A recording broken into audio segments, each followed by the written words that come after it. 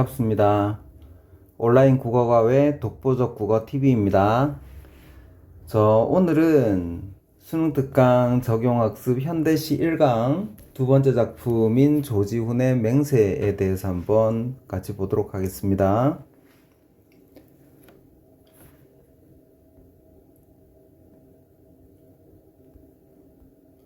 자, 여기 문제 4번의 보기 먼저 한번 보겠습니다. 자신의 유한성을 인지하는 인간은 절대적 존재에 의존하게 된다. 조지훈의 맹세는 님으로 상징되는 절대적 존재에 대한 그리움과 사랑을 노래하고 있다. 자, 님으로 상징되는 절대적 존재에 대한 그리움과 사랑을 노래하고 있답니다. 불가능한 상황을 가정하여 님에 대한 순수하고 열정적인 사랑이 영원할 것임을 노래하고 있다.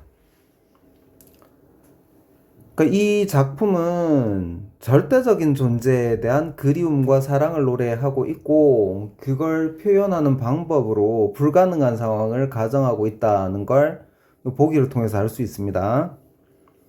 해제 한번 볼게요.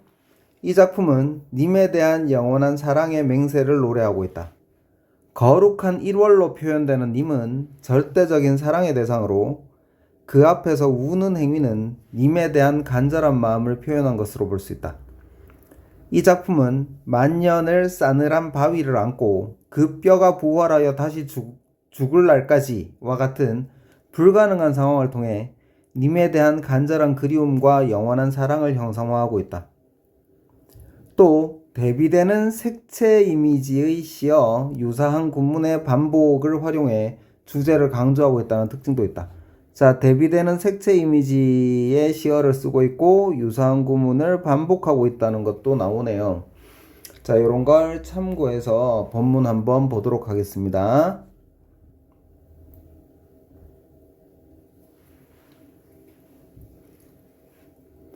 만년을 싸늘한 바위를 안고도 뜨거운 가슴을 어찌하랴. 만년을 싸늘한 바위를 안고 있는 것도 말이 안 되고요. 그럼 그 싸늘한 바위를 만년 동안 안고 있는데도 가슴이 뜨거운 것도 불가능하죠. 요거는 한마디로 불가능한 상황을 설정하고 있는 거라고 볼 수 있고요.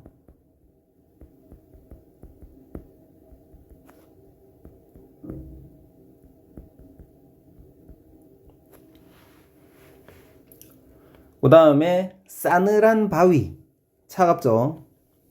뜨거운 가슴, 뜨겁죠. 그래서 촉각적인 이미지를 대비하고 있습니다. 그렇게 함으로 해서 자기 마음이 그렇게 뜨겁다는 어떤 열정 이런 거를 좀 강조하고 있다고 볼 수 있습니다. 그리고 만년을 싸늘한 바위를 안고도 뜨거운 가슴을 어찌 하겠느냐라고 의문형으로 이야기하고 있는데 어떻게 할 수 없다는 뜻을 강조하기 위한 거니까 서리법이라고 볼 수 있겠네요. 2연 보겠습니다. 어둠에 창백한 꽃송이마다 깨물어 피 터진 입을 맞추어. 일단 눈에 띄는 건 어둠, 검은색, 창백한 흰색. 이 일단 대비가 되고 있고요. 거기다가 창백한 꽃송이에 피 터진 해서 피 붉은색의 대비도 나오죠.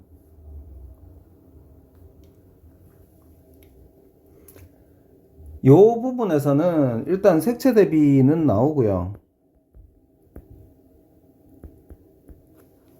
어둠에 창백한 꽃송이가 뭘 뜻하느냐 라는 게 좀 문제가 될 것 같아요.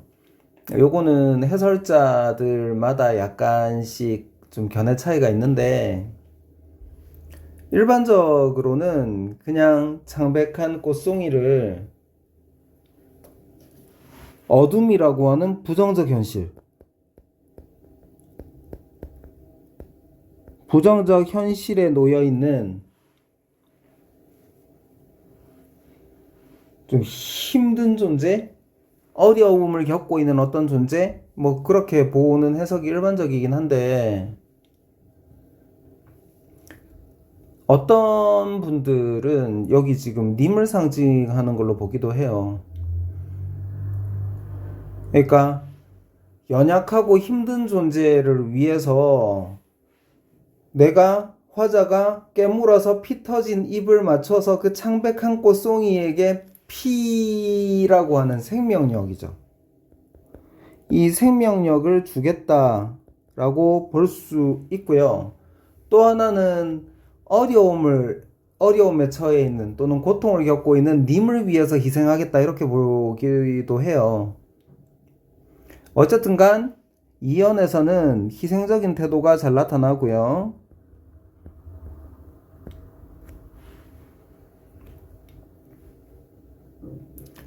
어떻게 해석하든 이 창백한의 흰색, 어둠이라고 하는 검은색, 피라고 하는 붉은색 사이에 색채 대비가 나타나는데 뭐 어둠이라고 하는 건 부정적인 현실을 이야기하는 거니까 그거는 따로 빼놓는다 하더라도 창백한 꽃송이, 창백하다고 하는 건 흰색이죠. 하얗게 핏기를 잃어가는 것에 피를 빨간색을 준다고 보면 그 피의 희생의 의미가 좀 더 강조된다고 볼 수 있기 때문에 창백한과 피가 서로 색채 대비된다고 보는 게 더 일반적으로 볼 수 있을 것 같아요.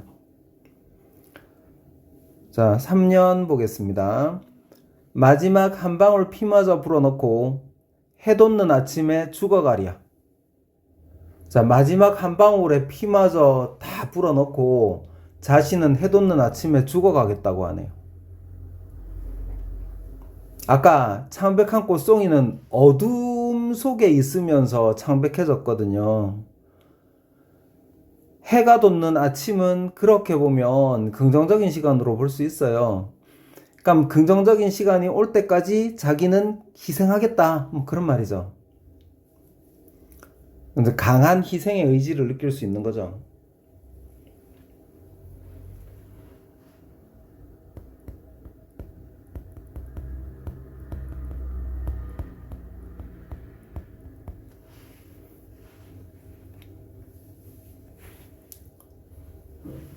그러니까 이런 희생을 통해서 님에 대한 절대적인 사랑을 표현하고 있는 겁니다.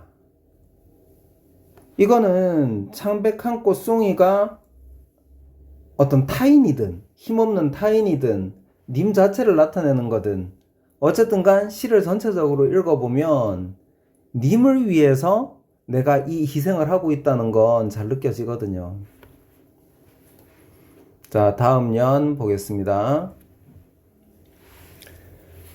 사랑하는 것, 사랑하는 모든 것 다 잃고라도 흰 뼈가 되는 먼 훗날까지 그 뼈가 부활하여 다시 죽을 때까지.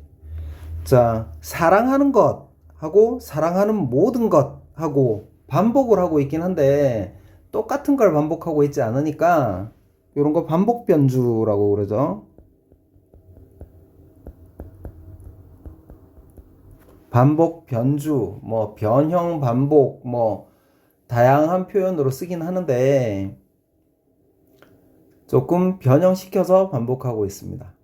자, 그 다음 거 한번 보시면 사랑하는 거 다 잃고 흰 뼈가 된다는 건 죽는다는 얘기죠.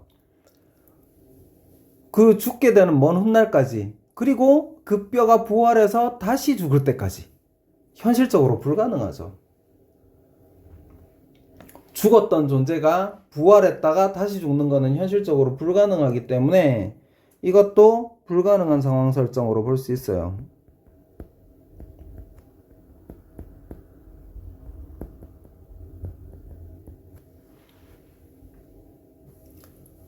그 다음에 죽었다가 다시 살아나고 다시 죽고 요런 건 불교의 윤회사상하고 관련이 있죠.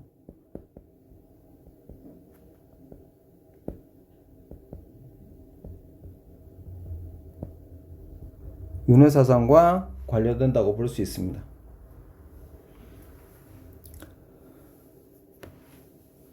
거룩한 1월의 눈부신 모습. 자, 지금 님을 거룩한 1월의 눈부신 모습 이렇게 이야기하고 있는데요. 1월은 해와 달을 의미하는데 님이 해와 달이랍니다.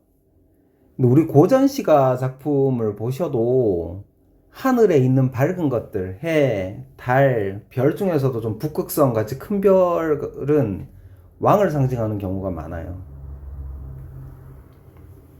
그래서 여기서 거룩한 1월의 모습이라고 한 것에서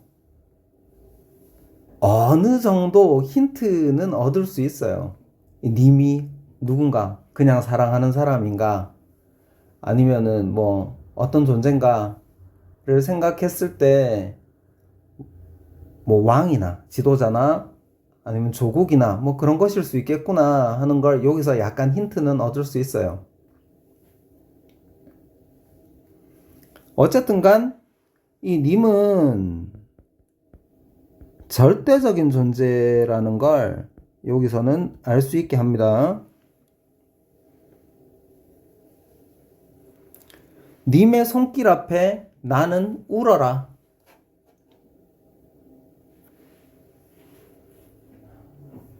님과 마주했을 때 느끼는 강한 감격을 이야기하는 거죠. 마음 가난하거니, 마음이 가난하다는 건 뭐 겸허한 자세를 말하는 거고요. 님을 위해서 내 무슨 자랑과 선물을 지니랴.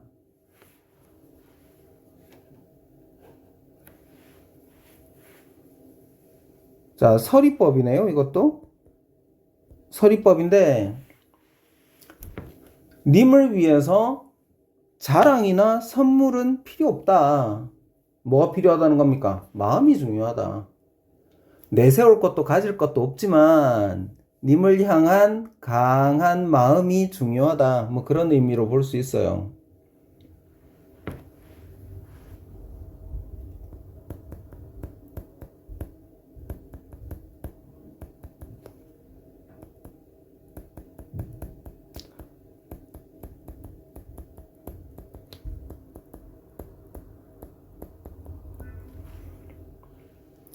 자, 그 다음 연에서 결정적인 힌트가 나오는데요. 의로운 사람들이 피 흘린 곳에 솟아오른 대나무로 만든 피리뿐.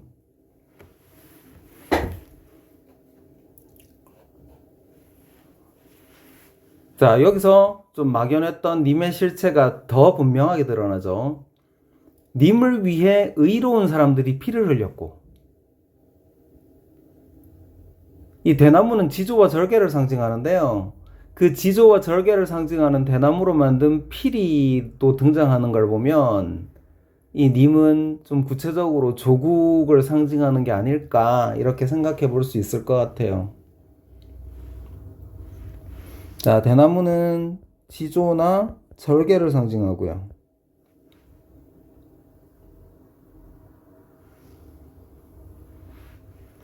이 의로운 사람들이 희생한 곳에 지조나 절개를 상징하는 대나무로 만든 피리가 있어요.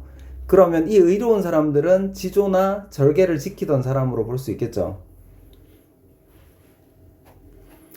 흐느끼는 이 피리의 아픈 가락이 구천의 사무침을 님을 듣는가?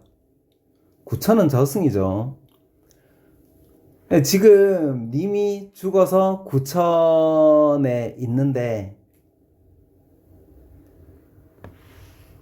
이 조국을 위해서 몸바친 그 의로운 사람들이 대나무로 만든 피리로 분 슬픈 가락이 그 구천으로 가면 그걸 듣는가? 라고 이야기를 하고 있으니까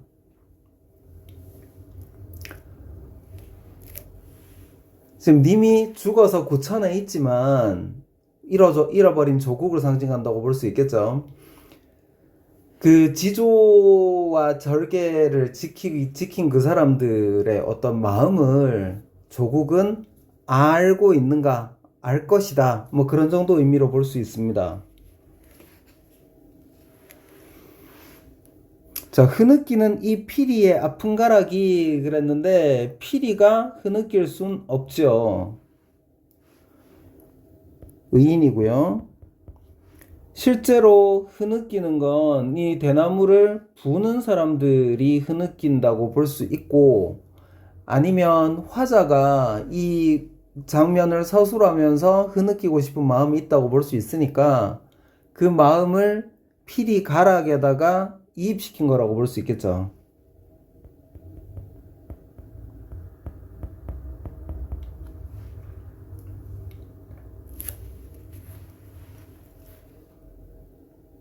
미워하는 것, 미워하는 모든 것, 또 반복 변주 나옵니다.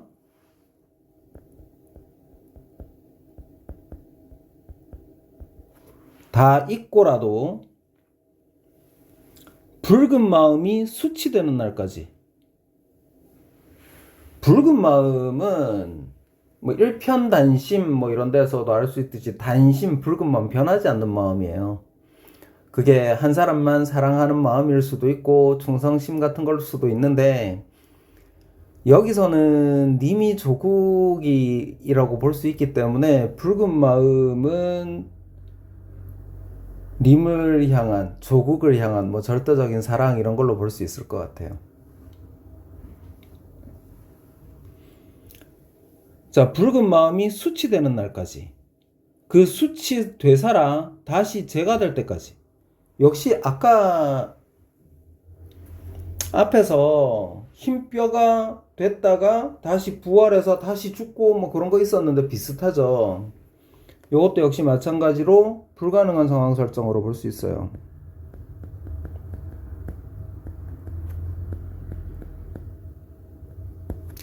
역시 윤회사상하고 관련이 있고요.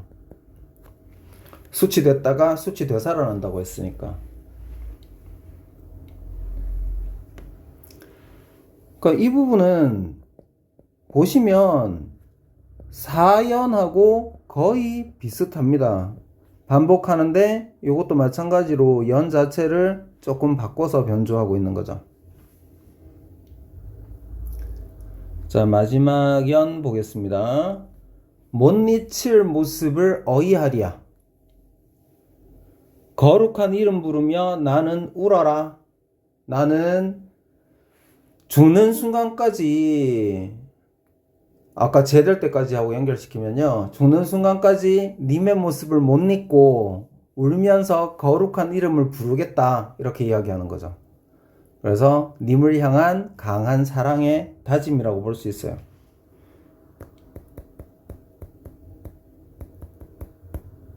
뭐 절대적인 사랑.